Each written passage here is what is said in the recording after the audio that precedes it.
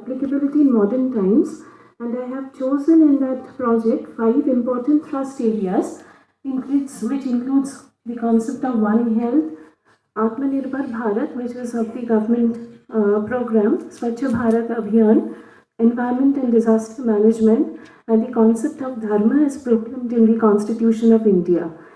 And in Kautilya's Arthashastra, we have, it's replete with ideas about disaster. There are mention of how these disasters and calamities are mentioned there, and how you can combat those calamities in various ways. Obviously, they were the indigenous methods that were adopted to combat those calamities. We cannot actually think of those particular methods in this point of time.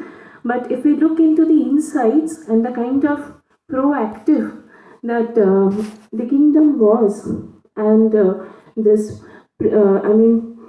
awareness even before that calamity has affected that kingdom, and the kingdom had taken different methods in order thinning of population, taking a population from one particular area, shifting to another area where flood.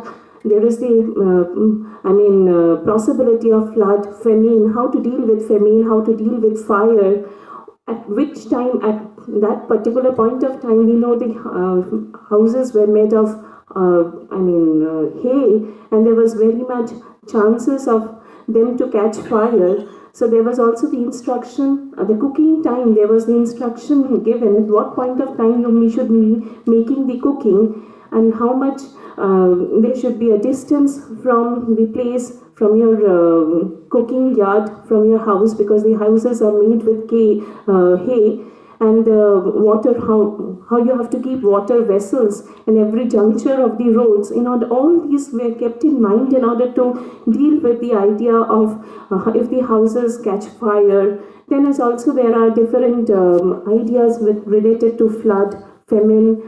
Different diseases were detected, and how you will to cope up with these different diseases.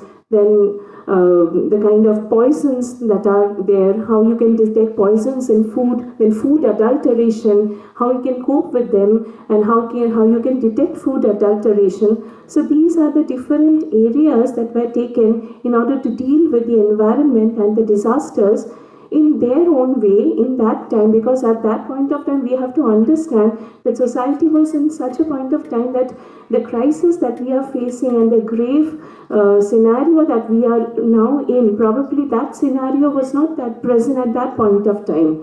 But that present moment, Kautilya in fact had deep insights to deal with them and make the kingdom aware of all the possible, the different